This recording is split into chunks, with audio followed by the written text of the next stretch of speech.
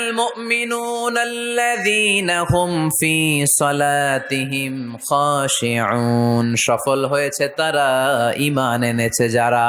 কার কথা? সফলতার মানদণ্ড আল্লাহ দিয়েছেন ঈমান। আপনি যদি টাকাওয়ালা হন আপনি সফল না, যদি ঈমান না থাকে, ঠিক কিনা? আপনি যদি ক্ষমতাওয়ালা হন আপনি সফল না, যদি ঈমান না থাকে, ঠিক কিনা? আপনি অনেক বড় সেলিব্রিটি কিন্তু ঈমান নাই, আল্লাহর মানদণ্ডে আপনি সফল না, ঠিক কিনা? এজন্য আল্লাহ বলেছেন সফল হয়েছে তারা ঈমান এনেছে। আমি বলবো সফল হয়েছে তারা, আপনারা বলবেন ঈমান এনেছে যারা। আওয়াজ তুলে বলেন সফল হয়েছে কারা? যারা ঈমানদার তারা সফল। قد أفلح المؤمنون, successful indeed are the believers. তারাই সফল যারা ঈমানদার। তবে যেন ঈমানদার নয়, তাদের 7টা বৈশিষ্ট্য থাকা চাই। কয়টা? 1 নম্বর আল্লাহ বলছেন আল্লাযীনা হুম ফি সালাতিহিম খাশিউন, তারা যখন সালাতে দাঁড়ায় দিন দুনিয়ার হুঁশ থাকে না, তারা ভীত সন্ত্রস্ত হয়ে আল্লাহর দিকে রুজু হয়ে সালাত আদায় করে। নামাজে যখন দাঁড়াবো দুনিয়ার কোনো হুঁশ জ্ঞান আমাদের থাকতে পারবে? আমাদের হুঁশ থাকবে একদিকে, তিনি কে? সালাতে কায়েম করো, সালাতে কায়েম করো, হবে সম্মানী তুমি, হবে জান্নাতি তুমি, হবে সম্মানী তুমি, হবে জান্নাতি তুমি। দিবে কাল হাসরে শীতল ছায়া আরশে আজিম, রাব্বিয়াল আলা রাব্বিয়াল আযীম। পড়েন রাব্বিয়াল আলা রাব্বিয়াল আযীম। আলহামদুলিল্লাহ। আল্লাযীনা হুম ফি সালাতিহিম খাশিউন। শুরু হয়ে গেল মুমিনদের 7টি বৈশিষ্ট্যের আলোচনা। 1 নম্বর বৈশিষ্ট্য হচ্ছে মুমিনরা যখন নামাজে দাঁড়ায় দিন দুনিয়ার হুঁশ থাকে না, তাদের চিন্তা, তাদের ধ্যান চলে যায় একদিকে, তিনি কে? সাইয়েদনা আলী রাদিয়াল্লাহু তাআলা আনহু যুদ্ধের ময়দানে মারাত্মকভাবে জখম হলেন, আহত হলেন।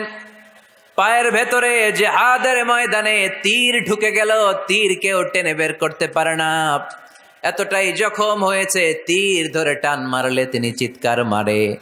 বিশ্বনবী দেখলেন অবস্থা বেগতিক।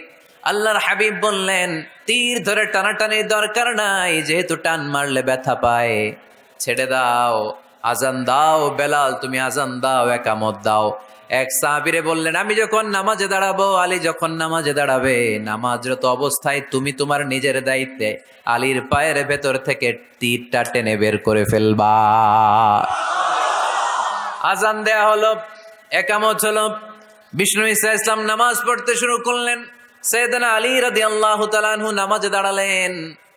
ওই সাহাবী দাঁড়ান নাই, বিশ্বনবীর পরামর্শ অনুযায়ী কাতারের ভেতর দিয়ে যে বিশ্বনবীর মেয়ের জামাতা সাইয়েদনা আলী রাদিয়াল্লাহু তাআলা আনহুর পা থেকে টান মেরে তীর বের করেছে।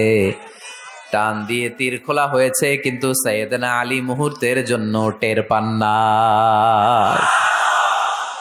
আগে টান মারতেছে, ব্যথা পায়, চিৎকার মারে, চিৎকার মারে, কিন্তু সালাত অবস্থায় টান মেরে তীর বের করেছে, উনি টেরই পান নাই। আল্লাহু আকবার। তার মানে যখন নামাজে তিনি দাঁড়িয়েছেন দিন দুনিয়ার হুঁশ তার ছিল না, তার হুঁশ, জ্ঞান, চিন্তা, ধ্যান সব কিছু চলে গিয়েছে একজনের দিকে, তিনি কে? এজন্য বিশ্বনবী বলতেন আনতা আবুদাল্লাহা কাআন্নাকা তারা ফাইন লাম তাকুন তারাহু ফাইন্নাহু ইয়ারাক।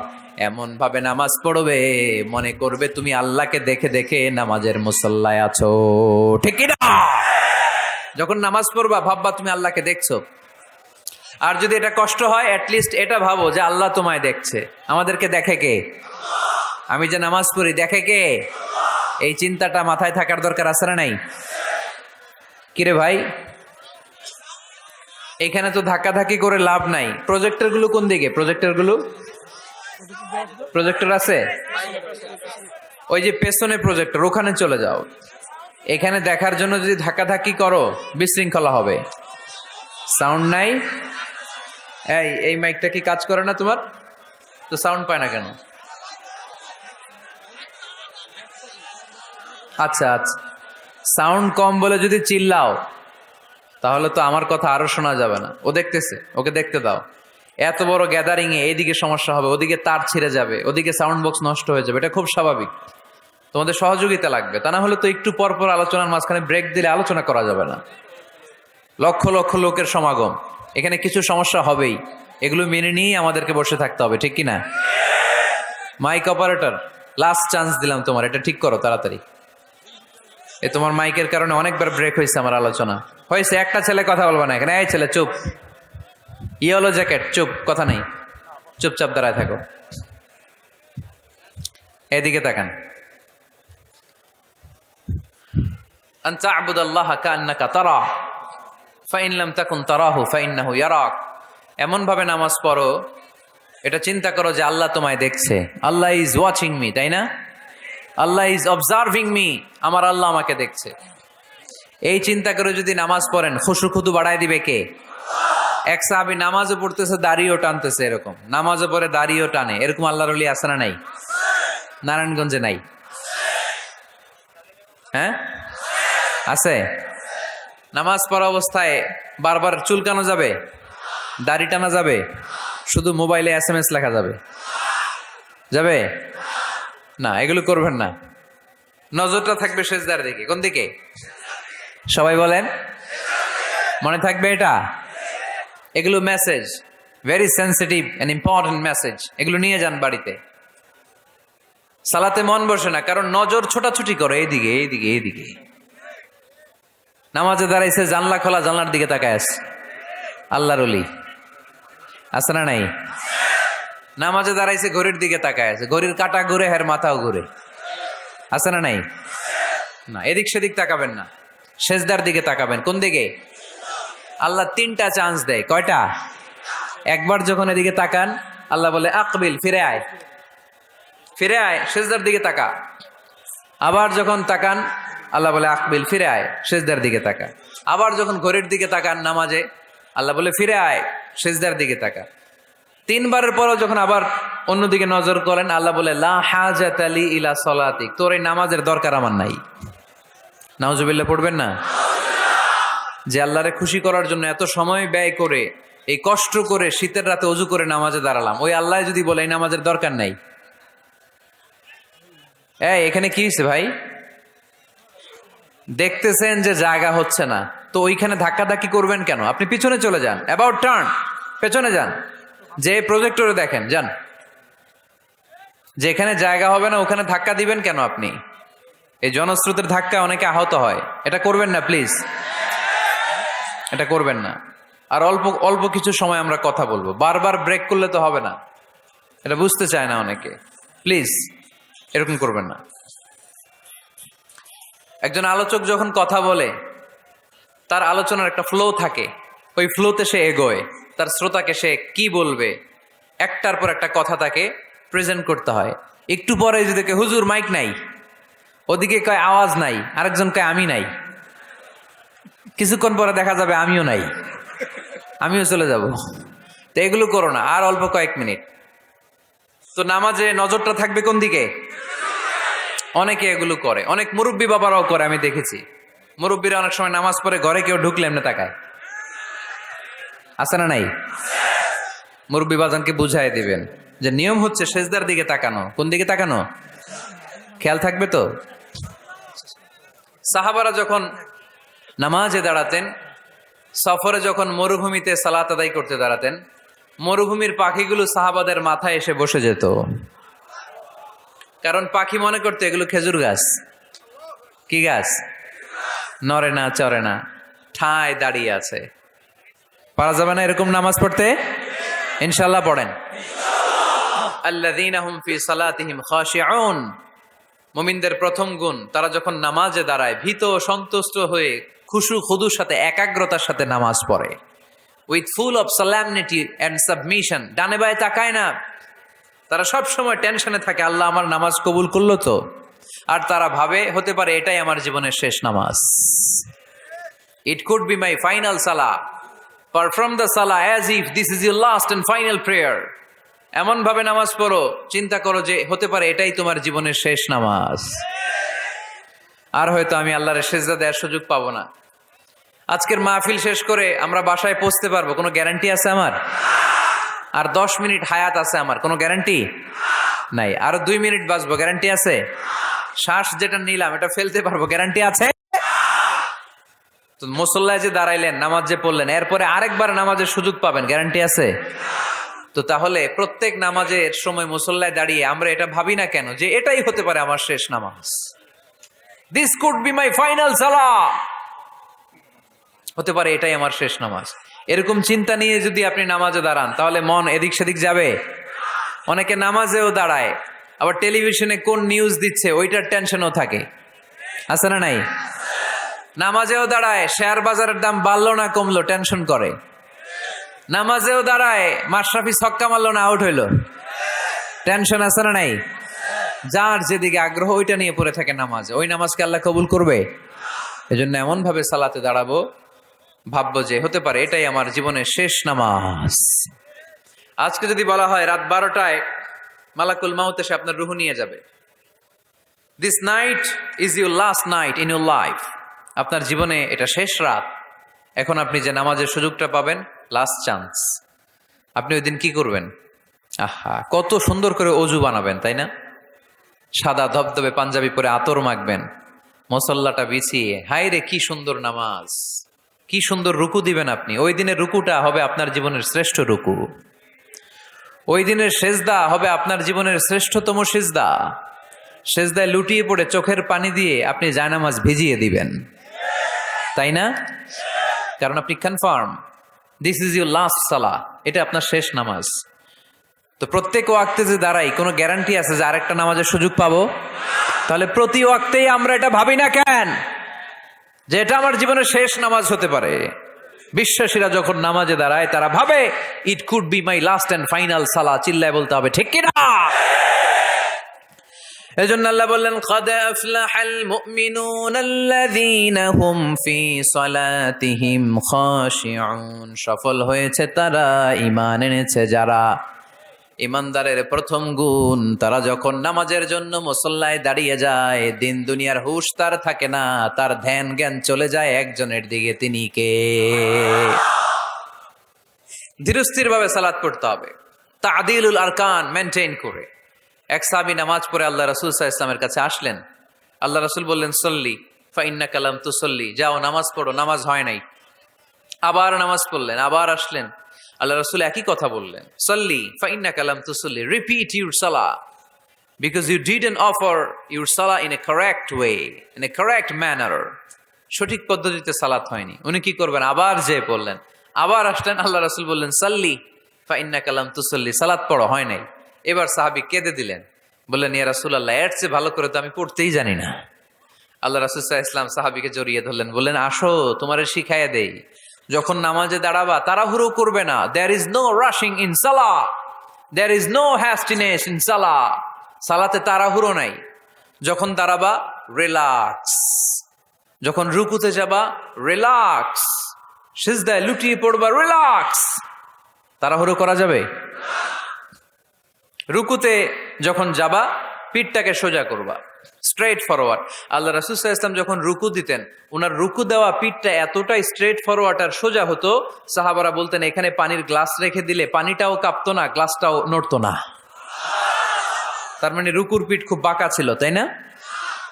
কি ছিল? স্ট্রেট ফরওয়ার্ড, সোজা। লা ইয়াসুব্বু ওয়া লা ইয়াকনিউ, আমাদের অনেকের মাথা অনেক নিচে চলে যায়, অনেকেরটা এরকম থাকে না, স্ট্রেট ফরওয়ার্ড। আল্লাহ রাসূল সাল্লাল্লাহু আলাইহি ওয়াসাল্লাম বললেন সবচেয়ে বড় চোর যে নামাজে চুরি করে। সাহাবারা বললেন কাইফা ইয়াসরিকু ফিস সালাহ ইয়া রাসূলুল্লাহ, হে আল্লাহ রাসূল সালাতে আবার চুরি করে কেমনে? আল্লাহ রাসূল সাল্লাল্লাহু আলাইহি ওয়াসাল্লাম বললেন ইয়াসরিকু ফি রুকুইহি ওয়া সুজুদিহি, রুকু সিজদায় চুরি করে, পিঠ সোজা করে না। রুকু থেকে সোজা হয়ে দাঁড়িয়ে কয়েক সেকেন্ড অপেক্ষা করা এটা ওয়াজিব। দুই সেজদার মাঝখানে 1-2 সেকেন্ড স্থির হয়ে বসে থাকা ওয়াজিব। আমাদের অনেকেই রুকু থেকে কোন রকম নাম কাওয়াজ মাথাটা উঁচু করে সেজদায় দৌড় মারে, আছে না নাই? এক সেজদা দিয়ে কোন রকম মাথাটা তুলে আরেক সেজদায় দৌড় মারে, আছে না নাই? এরা রুকু সেজদায় চুরি করে, এরা নামাজ চোর। এরকম করা যাবে? তাড়াহুড়ো করবেন?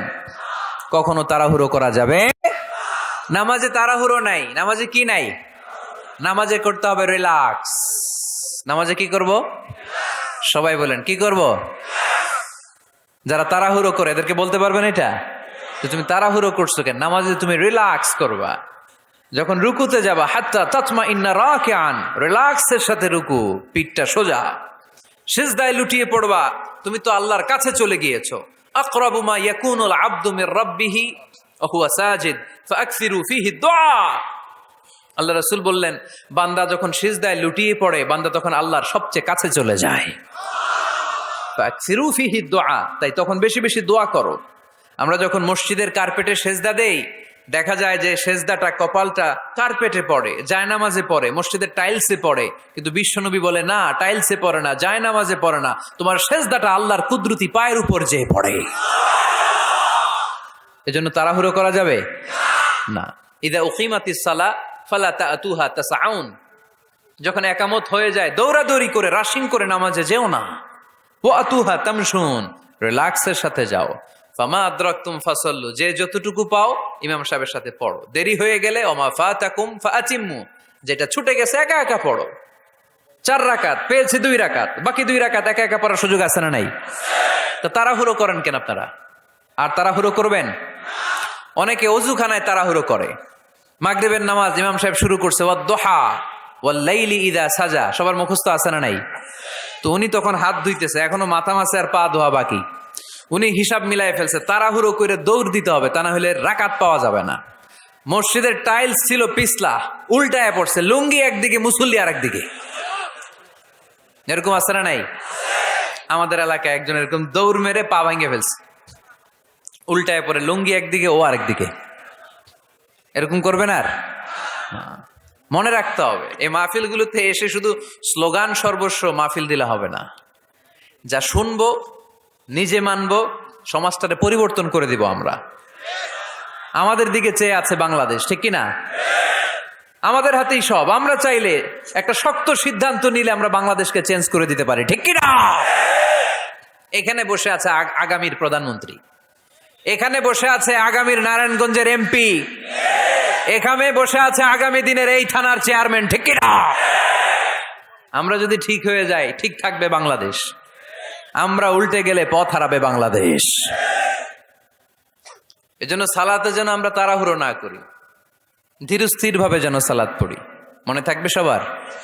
সালাতে আমরা রিল্যাক্স করব। কি করব?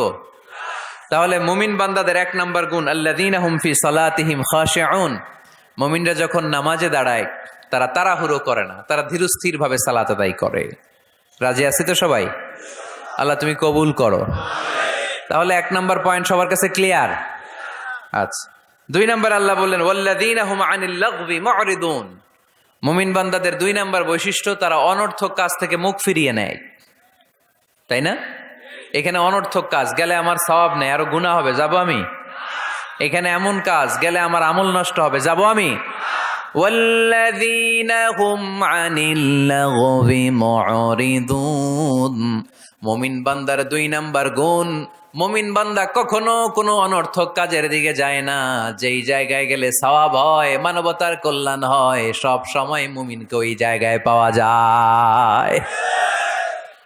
ওয়াল্লাযীনা হুম আনিল লাগবি মুরিদুন। অনর্থক কাজ করব না আমরা, যেটাই করব এটা যেন অর্থবোধক হয়, এটা যেন আমার কাজে লাগে, 10-এর কাজে লাগে। এরকম কাজ করার দরকার আছে না নাই? মিন হুসনি ইসলামিল মারই তারকুহু মা লা ইয়ানি। আল্লাহ রাসূল সাল্লাল্লাহু আলাইহি ওয়াসাল্লাম বললেন, ব্যক্তির ইসলামের সৌন্দর্যের মধ্য থেকে একটা বড় সৌন্দর্য হচ্ছে ব্যক্তি অনর্থক কোনো কাজ করবে না। কারণ মুমিন খুব ভালো করে জানে, যাই করে ভিডিও ক্যামেরা দিয়ে, ক্যামেরা করে কে? আপনারা কি মনে করছেন যে আজকের যে মিডিয়ার ভাইরা আসছে ওদের কাছেই ক্যামেরা? ফেরেশতাদের কাছে ক্যামেরা নাই? আছে না নাই? এজন্য আল্লাহ সূরা ইয়াসিনে বললেন, ওয়া কুল্লা শাইইন আহসাইনাহু ফি ইমামিম মুবিন। দুনিয়াতে তোমরা যা করো, যেখানে যাও, যে কাজের সাথেই সম্পৃক্ত হও না, তোমাদের সব কাজগুলোকে ইমাম মুবিন নামক ভিডিও ক্যামকর্ডার দিয়ে ধারণ করে কে? আবার মুমিন জানে, মা ইয়ালফিযু মিন কাউলিন ইল্লা লাদাইহি রাকীবুন আতীদ। মুমিন জানে, মুখ দিয়ে আমি যা বলি, যে বাক্যই উচ্চারণ করি, যে শব্দ উচ্চারণ করি, ফেসবুকের কমেন্টস বক্সে যেই কমেন্টস আমি টাইপ করি, এই সবগুলো দেখে কে? রাকিবুন আতীদ নামে দুইজন ফেরেশতা আছে, সব কিছু নোট করে নেয়, ঠিক কিনা? মুখে যা বলবো এটাও অর্থবহ হইতে হবে, যা লিখবো তাও অর্থবোধক হইতে হবে, ঠিক কিনা? এখন তো বলার চেয়ে আমরা টাইপ করি বেশি। ফেসবুকে কমেন্টস অপশন আছে না নাই? আহা, ইচ্ছা মতো কমেন্টস করে, কমেন্টসের ফুলঝুরি, গালি গালা সব মাগনা, আছে না নাই? নারায়ণগঞ্জের ছেলেরা অবশ্য এগুলো করে না, এখানকার ছেলেরা ভালো অনেক, দেখেই বোঝা যাচ্ছে খুব শান্তশিষ্ট।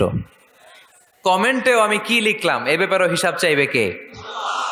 কান দিয়ে আমি কি শুনি হিসাব চাইবে কে? চোখ দিয়ে কি দেখি হিসাব চাইবে কে? এজন্য যা মন চায় চোখ দিয়ে দেখা যাবে, যা মনে চায় মুমিন কান দিয়ে শুনতে পারে। যেন কানে শুনি সদা তোমার কালাম, হে খোদা চোখে যেন দেখি শুধু কোরআনের আয়াত, শোনো আমারে মুনাজাত।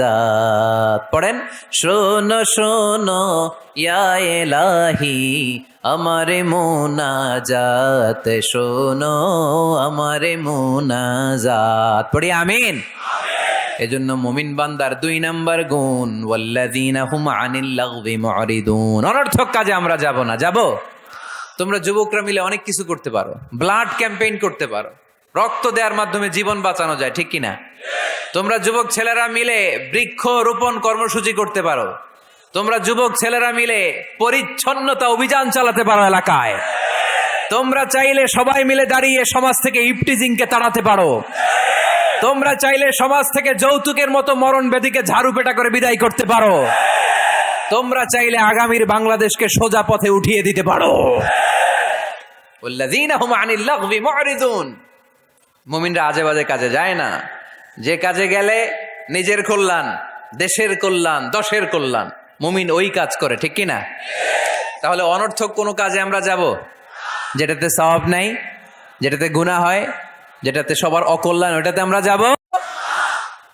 2 নাম্বার গুণ, ওয়াল্লাযীনা হুম আনিল লাগবি মুরিদুন। অনর্থক কাজ দেখলে মুখ ফিরায় নিতে হবে, সালাম দিয়ে আমরা কেটে পড়বো। আর ভালো কাজে আমি সবার আগে, ভালো কাজে আমি। যুগ জামানা পাল্টে দিতে চাই না অনেক জন, এক মানুষই আনতে পারে জাতির জাগরণ।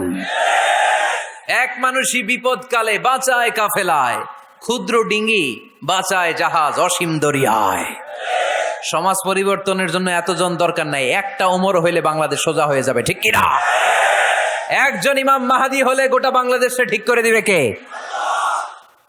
ওই ওমরের মতো যেন আমরা হতে পারি, আমরা যেন পরিবর্তনের নায়ক হতে পারি।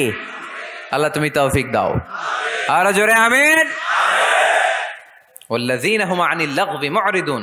অনর্থক আজে বাজে কাজে আমরা যাব, ভালো কাজ যেখানে আমরা যাব। তাহলে প্রথম গুণ কি ছিল? সালাতে খুশু খুদু, আল্লাহর ভয়, আল্লাহর চিন্তা নিয়ে সালাত পড়ে। 2 নম্বরে অনর্থক কাজে মুমিনরা যাবে। 3 নম্বরে আল্লাহ বললেন, ওয়াল্লাযীনা হুম লিয-যাকাতি ফাঈলুন। আমার মুমিন বান্দাদেরকে আমি ধন সম্পদ দিয়ে যদি ধনী বানিয়ে দেই, ওই সম্পদ থেকে গরিবদের জন্য তারা দান করে।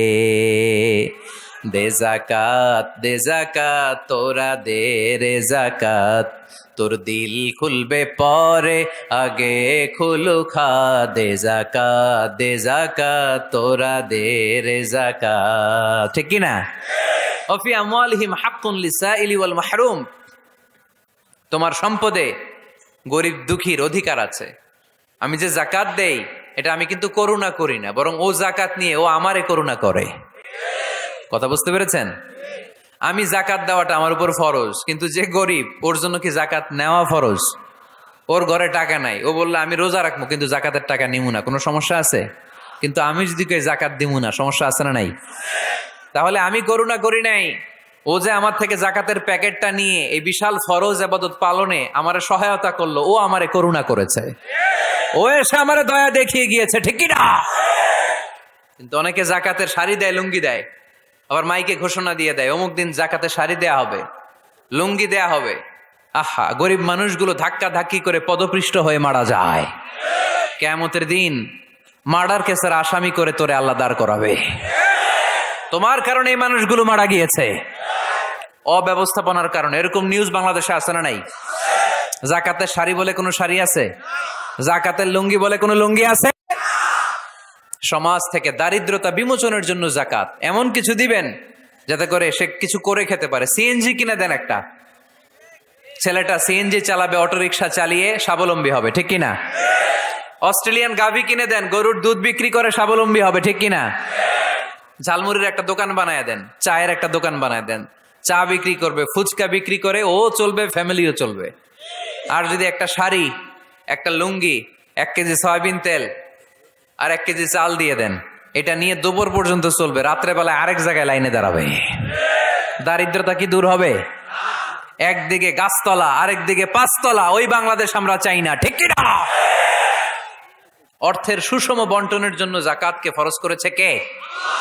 এজন্য আল্লাহ বললেন, আল্লাযীনা হুম লিয-যাকাতি ফাঈলুন। আমার মুমিন বান্দার 3 নাম্বার গুণ, তারা যাকাত দেয়, তারা সম্পদ জমিয়ে রাখে না। আল্লাযীনা ইয়াকনিজুনা আয-যাহাবা ওয়াল-ফিদ্দাতা ওয়া লা ইউনফিকুনাহা ফী সাবিলিল্লাহ ফাবাশশিরহুম বিআযাবিন আলীম। যারা সম্পদ জমায়। কেমন আছেন? ভালো আছেন? আপনি এমপি মহোদয়? আচ্ছা আচ্ছা, মাশাআল্লাহ, চেয়ারম্যান সাহেব বসেন। তো এই জন্য একদিকে রাস্তার একদিকে গাছতলা, একদিকে 5 তলা, এরকম সমাজ চাই নাকি আমরা? না, সম্পদের তারল্য ছড়িয়ে পড়তে হবে, ঘর থেকে ঘরে, দ্বার থেকে দ্বারে, ঠিক কিনা? যারা সম্পদ জমায় রাখে, ব্যাংক ব্যালেন্স করে, এগুলো করি না তো আমি, আগে যা করছেন ওইটাই। একদিকে গাছতলা, আরেকদিকে 5 তলা, এরকম চাই আমরা? না, আমরা চাই এদেশে কোনো দারিদ্রতা না থাক, নো পভার্টি ইন বাংলাদেশ, ঠিক না? এসডিজি, সাস্টেইনেবল ডেভেলপমেন্ট গোল আছে 17টা, এর মধ্যে একটা গোল হচ্ছে নো পভার্টি, কোনো দারিদ্রতা থাকতে পারবে করে যেতে হবে। যারা সম্পদ জমায়, একটু জোরে বাতাস দিতে হবে, যারা সম্পদ জমায়, এই সম্পদগুলো কিয়ামতের দিন হবে সুজাআন আকরা, টেকো সাপ, পা থেকে পেঁচাতে পেঁচাতে কোমর, কোমর থেকে পেঁচাতে পেঁচাতে গলা, ছবল মারবে আর বলবে আনা মালুক আনা কানজুক, আমি তোর সম্পদ, আমি তোর ব্যাংক ব্যালেন্স, আমার না খাওয়ার জন্য জমাইছিলে, আজকে খা। খাইবেন ওই দিন? খাইবেন? ওই দিন সাপের এক একটা কামড়ে দেহটা 70 গজ জমিনের ভেতরে ঢুকে যাবে, ঠিক কিনা? এজন্য ওয়াল্লাযীনা হুম লিয-যাকাতি ফাঈলুন। আমার বিশ্বাসী বান্দারা কৃপণ হয় না, আমার মুমিন বান্দারা কিপটা হয় না। তারা যখন সম্পদের মালিক হয়, আমার রাস্তায় তারা যাকাত দেয়, ঠিক কিনা? দান করে, দিলে বাড়ায় দেয় কে? দিলে কমে কখনো? গোপনে দান করবেন, ওই গোপনে দানের সওয়াব বেশি। গোপনে দান করলে কিয়ামতের দিন আল্লাহ তাআলা আরশের নিচে আপনারা ছায়া দিয়ে দিবে। তাহলে 1 নাম্বার সালাত, 2 নাম্বার আজে বাজে কাজে আমরা নাই, 3 নম্বরে আমরা যাকাত দিব, 4 নম্বরে আল্লাহ বললেন ওয়াল্লাযীনা হুম লিফুরুজিহিম হাফিযুন। আমার মুমিন বান্দারা তাদের লজ্জাস্থানের হেফাজত করে।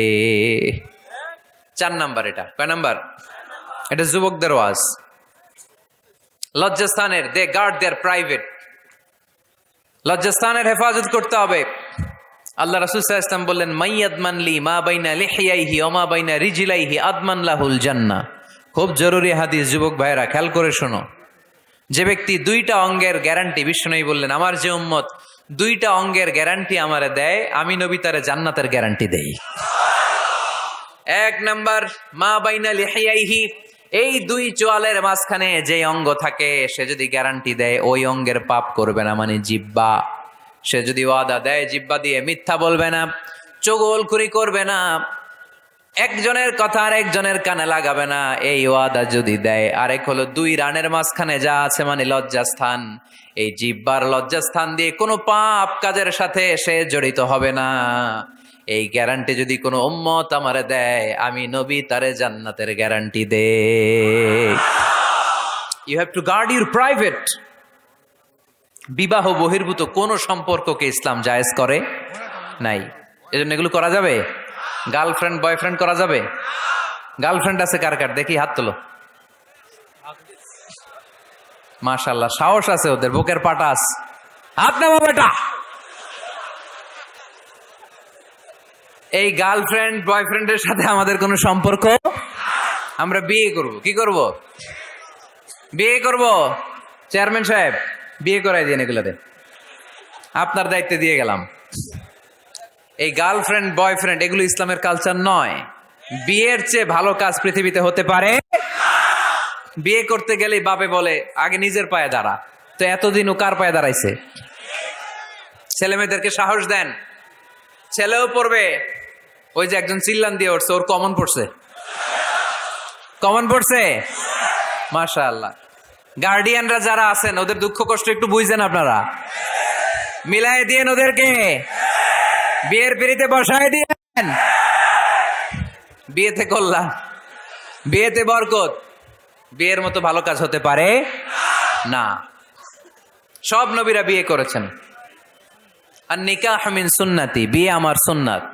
ফামান রাগিবা আন সুন্নতি ফালাইসা মিন্নি, যে আমার সুন্নতকে ভালোবাসে না সে আমার উম্মত হতে পারে না। বিয়েটাকে সহজ করে দেন। যেই সমাজে বিয়ে সহজ ওই সমাজে জিনা কঠিন, তাই না? যেই সমাজে জিনা সহজ ওই সমাজে বিয়ে কঠিন। আমাদের সমাজে জিনা করা সহজ, বিয়ে করতে লাগে 10 লাখ, জিনা করতে লাগে 1000, ঠিক কিনা? 10 লাখ টাকা ছাড়া বিয়ে করা যায় না। এটা লাগবে, ওইটা লাগবে, এই দাও, ওই দাও, মোহর দাও, বিশাল অঙ্কের মোহর। 10 লক্ষ টাকা ধার্য না করলে মেয়ে দিবে না, এরকম আছে না নাই? না, এগুলো আসলে ইসলামিক কালচার না। ছেলের বাবা মেয়ের বাবা উভয়কে আমি বলি বিয়েটা সহজ করে দেন, সহজ করে দেন। ছেলে পড়াশোনা করুক, সমস্যা নাই, মেয়েও পড়ুক, কিন্তু তারা পবিত্রভাবে তাদের সম্পর্ককে মেনটেন করুক, ঠিক কিনা? তাদের এই যৌবনের তাড়নায় যে পাপের সাথে জড়াবে তার পার্সেন্টেজ গুণা বাবা হিসেবে আপনার কাঁধেও আছে না নাই? এজন্য বাবারা সাবধান, মায়েরা সাবধান, বিয়েটাকে সহজ করেন। এই এলাকার যুব সংঘ যারা আছো, তোমরা একটা ক্যাম্পেইন করবা এই মাহফিলের পরে, টাইমলি ম্যারেজ ক্যাম্পেইন।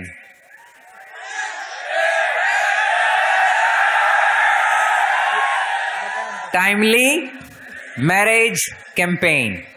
সময় মতো বিয়ে দিতে হবে, দেরি করা যাবে। বাপ মা বোঝে না, একজনকে হুজুর আব্বাই বোঝে না।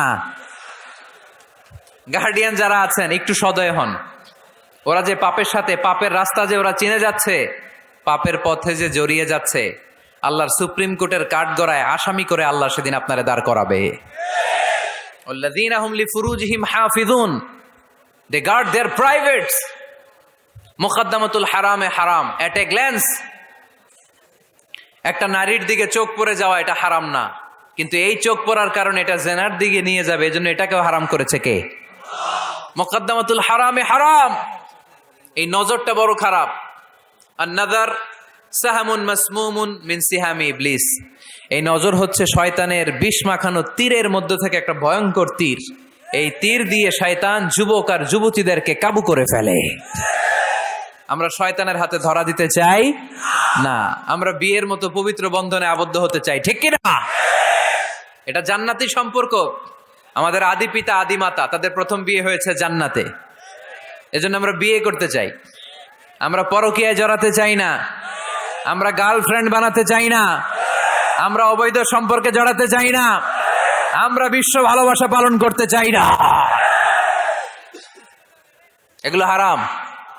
হারাম আছে যেখানে আমরা যাব না, হালাল আছে যেখানে আমরা যাব। আল্লাহ তুমি কবুল করো। ওয়াল্লাযীনা হুম লিফুরুজিহিম হাফিজুন। কয়টা গেল? বাকি আছে কয়টা? শুনবেন শুনবেন। এরপরে আল্লাহ বললেন ওয়াল্লাযীনা হুম লিআমানাতিহিম ওয়া আহদিহিম রাউন। মুমিন বান্দারা কখনো আমানতের খেয়ানত করে না, ঠিক কি না? আমানতের খেয়ানত করে, আমানতের হেফাজত করে। ইন্নাল্লাহা ইয়া'মুরুকুম আন তুআদ্দুল আমানাতি ইলা আহলিহা। আল্লাহ আদেশ করেছেন আমানতদারের কাছে কিছু রাখা হলে সেজন্য আমানত পৌঁছে দেয়। আপনার বন্ধু আপনার কাছে একটা ল্যাপটপ রেখে গেল, এসে বলল 2 মাস পরে এসে বলল বন্ধু ল্যাপটপটা দাও। ঠিক যেমন যেমন সে দিয়েছে তেমন তেমন আপনি দিবেন, ঠিক কিনা? এটার নাম আমানত। লা ঈমানা লিমান লা আমানাতা লা। যার আমানতদারিতা নাই ওর ঈমানই নাই। এজন্য খবরদার। আল্লাহ রাসূল সাল্লাল্লাহু আলাইহি ওয়াসাল্লাম ছিলেন আমানতদার। এজন্য মক্কার লোকেরা আল্লাহ রাসূল সাল্লাল্লাহু আলাইহি ওয়াসাল্লামকে উপাধি দিয়েছিল as-সাদিক আল-আমিন। আল-আমিন মানে আমানতদার, the most trustworthy personality in Mecca city. Mecca শহরের সবচাইতে আমানতদার। আমানতদারদেরকে সবাই ভালোবাসে। আমানত অনেকে মনে করে আমার কাছে 50,000 টাকার একটা বান্ডিল কেউ রেখে গেল, কয়দিন পরে নিয়ে গেল, এটা আমানত না। সব কিছু আমানত। আপনার সম্পদ আছে, এই সম্পদ আপনার কাছে আমানত রেখেছে কে? আপনার স্ত্রী আছে, এই স্ত্রী আপনার কাছে আমানত। আপনার সন্তান আপনার আমানত। আপনার ক্ষমতা আছে, এই ক্ষমতা আপনার কাছে আমানত। যিনি ইমাম সাহেবের কাছে মসজিদ আমানত। যিনি চেয়ারম্যান সাহেব, ওনার কাছে ওনার ইউনিয়ন পরিষদ আমানত, ঠিক কিনা? যিনি প্রধানমন্ত্রী, ওনার হাতে 56,000 বর্গমাইলটা আমানত। এটা অনেক বড় বিষয়। যার যা দায়িত্ব ওইটা আমার কাছে আমানত। আমার কাছে এই তাফসিরের মঞ্চটা আল্লাহর দেয়া আমানত। যে হাফেজে কোরআন, তার সিনার ভেতরে আল্লাহর কোরআনটা আমানত। ওয়াল্লাযীনা হুম লিআমানাতিহিম ওয়া আহদিহিম রাউন। যাকে আল্লাহ যেই নেয়ামত দিয়েছে সবটাই আমানত। মুমিন এই আমানতের খেয়ানত করে। আমানতের খেয়ানত করে যারা মুনাফিক, তাদের বৈশিষ্ট্য হচ্ছে ইযা আতুমিনা খানা। আমানত রাখলে খেয়ানত করে। এরকম আছে না নাই? মক্কায় সবাই মিলে আল্লাহ রাসূল সাল্লাল্লাহু আলাইহি ওয়াসাল্লামের বাড়িতে আমানত রেখে যেত। যেদিন রাতে আল্লাহ রাসূল সাল্লাল্লাহু আলাইহি ওয়াসাল্লাম হিজরত করবেন, ওই দিন রাতে উনি ওনার মেয়ের জামাতা সাইয়েদনা আলী রাদিয়াল্লাহু তাআলা আনহুকে এই আমানতদারিতার বিষয়গুলো বুঝিয়ে দিয়েছিলেন। আর বলেছিলেন, আলী, এত মানুষের এত জিনিস আমার বাসায়, আজ রাতেই আল্লাহ হিজরতের আদেশ দিয়েছেন, কিন্তু আমি তো এগুলো পৌঁছে দিতে পারবো না রে আলী।